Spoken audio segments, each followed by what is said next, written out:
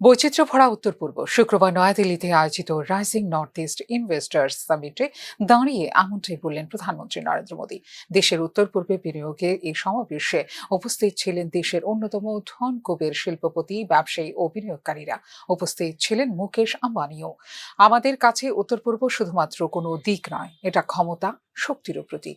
বাণিজ্য থেকে ঐতিহ্য, বস্ত্র থেকে পর্যটন, উত্তর পূর্বের বৈচিত্র্যই তার শক্তির উৎস। উত্তর পূর্ব মানেই বায়ো ইকোনমি, চা শিল্প, পেট্রোলিয়াম, খেলাধুলো ও পর্যটনের কেন্দ্রবিন্দু বলে উল্লেখ করেন প্রধানমন্ত্রী নরেন্দ্র মোদী। दशक में नॉर्थ ईस्ट में 11,000 किलोमीटर के नए हाईवे बनाए गए हैं। सैकड़ों किलोमीटर की नई रेल लाइनें बिछाई गई है। नॉर्थ ईस्ट में एयरपोर्ट की संख्या दोगुनी हो चुकी है। ब्रह्मपुत्र और बराग नदियों पर वाटरवेज बन रहे हैं। सैकड़ों की संख्या में मोबाइल टावर्स लगाए गए हैं। और इतना ही नहीं, 1600 किलोमीटर लंबी पाइपलाइन का नॉर्थ ईस्ट गैस ग्रिड भी बनाया गया है। ये इंडस्ट्री को जरूरी गैस सप्लाई का भरोसा देता है। यानी हाईवेज, रेलवेज, वाटरवेज, आईवेज, हर प्रकार से नॉर्थ ईस्ट की कनेक्टिविटी सशक्त हो रही है। नॉर्थ ईस्ट में जमीन तैयार हो चुकी है। উত্তর পূর্বাঞ্চলের জন্য $200 বিলিয়ন বাণিজ্যের দিকটি উল্লেখ করে উত্তর পূর্বাঞ্চলের বাণিজ্য সম্ভাবনার তাৎপর্যপূর্ণ প্রবৃদ্ধির কথা তুলে ধরেন প্রধানমন্ত্রী নরেন্দ্র মোদী। উত্তর পূর্ব অঞ্চলের বাণিজ্য সম্ভাবনা তাৎপর্যপূর্ণভাবে বৃদ্ধি পাবে। আমি দৃঢ়ভাবে বিশ্বাস করি যে উত্তর পূর্ব অঞ্চলের ভবিষ্যৎ উজ্জ্বল বলে এই দিন উল্লেখ করেন প্রধানমন্ত্রী নরেন্দ্র মোদী। भारत और आसियान के बीच का ट्रेड वॉल्यूम लगभग $125 बिलियन है। आने वाले वर्षों में ये $200 बिलियन को पार कर जाएगा। नॉर्थ ईस्ट इस ट्रेड का एक मजबूत ब्रिज बनेगा।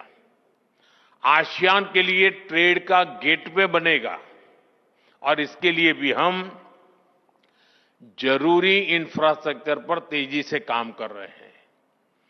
Bharat, Myanmar, Thailand trilateral highway से म्यांमार होते हुए थाईलैंड तक सीधा संपर्क होगा। इससे भारत की कनेक्टिविटी थाईलैंड, वियतनाम, लाओस जैसे देशों से और आसान हो जाएगी। हमारी सरकार Kaladan multi modal transit project को तेजी से पूरा करने में जुटी है।